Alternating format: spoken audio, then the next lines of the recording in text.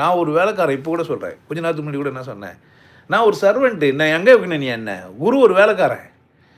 உனக்கு வாழ கற்று தர்றவன் தவிர அவன் வாழ்றதுக்கு நீ பிறக்கல. யார் வருது? அவன் வாழ்க்கையை அவன் என்ன பண்ணுவான்? நீ ஒன்றும் அவனுக்கு முதுகு தேய்ச்சி விட வேண்டியது, நீ எடுத்து போய் அவனுக்கு என்ன பண்ண வேண்டியது இல்லை. பண்ண வேண்டியது இல்லை. அவன் தூங்குவான், அவன் எழுந்துப்பான், அவன் சாப்பிடுவான், அவன் வாழ்வான். நீ அவன் ஒரு கூலி கேட்குறான்னு கொடுத்துட்டு போ. இல்லை அன்பில் ஏதோ செய்ய முடியுது என்ன பண்ணுப்பா செஞ்சுட்டு அதோட போ. ஆனால் யார் வாழணும்? அப்போ தான் நீ தொடர்ந்து ஒரு வேலையை என்ன பண்ண முடியும், செய்ய முடியும். 15 வேலைக்காரனு, ஒரு 15 எஜமானுக்கு நீ வேலைக்காரனாகிற, 100 எஜமானனுக்கு நீ வேலைக்காரனாகிற. ஒவ்வொரு ஆளுமைகளும் உனக்கு என்ன ஆகிட்டானுங்க, எஜமான ஆகிட்டானுங்க. நீ என்ன வானாங்க? உள்ளே யாரோ ஒரு மகாத்மாவை உள்ளே வச்சுன்னு என்ன பண்ணுகிற நீ? அவனுக்கு வேலைக்காரனாக இருக்க பார்க்குற. நீ யார்? உன்னை மறந்துட்ட. இவங்கெல்லாம் என்ன ஆகிட்டானுங்க? உன்னை சுற்றி எல்லாரும் எஜமானம் ஆக்கி வச்சுக்கிற. எல்லா எஜமானும் உன்னை என்ன பண்ணி வச்சுக்கிறான்? எந்த எஜமானனுக்கு உண்மையாக இருப்பு குறைப்பா? என்ன வர புதுசாக ஒரு எஜமானா வர பார்க்குறேன்.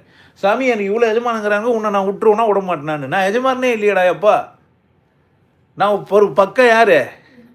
வேலைக்காரன். என்னை நீ என்னவா பண்ண முடியாது? நான் உன் மண்டியில் வந்து எஜமான நான் உட்காரவே முடியாதியா? அப்படி பேசுவேன். உன்னால் எதுவுமே வச்சுப்பேன் நான். நீ முடியவே முடியாது. நான் அந்த இடத்துல இல்லை. நன்றி சொல்ல முடியும் உனக்கு. ஏன் உன்னை அடையாளப்படுத்திட்டன்றதுனால நீ என்ன ஆகிடுவ? நன்றி சொல்லிடுவேன்.